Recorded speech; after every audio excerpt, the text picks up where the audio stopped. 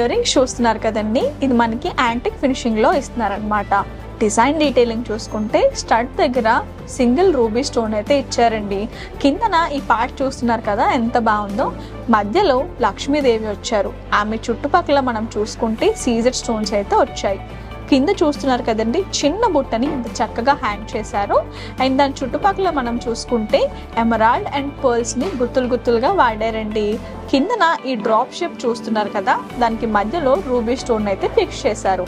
దీని వెయిట్ వచ్చేసి 12 గ్రామ్స్ మాత్రమే. ఇవి లైట్ వెయిట్ ఇయర్ రింగ్స్ అండి, చాలా బాగుంటుంది. ఎవరైనా యూజ్ చేయొచ్చు. మెయిన్ గా వెడ్డింగ్స్ లో వేసుకోవడానికి పర్ఫెక్ట్ గా ఉంటుంది.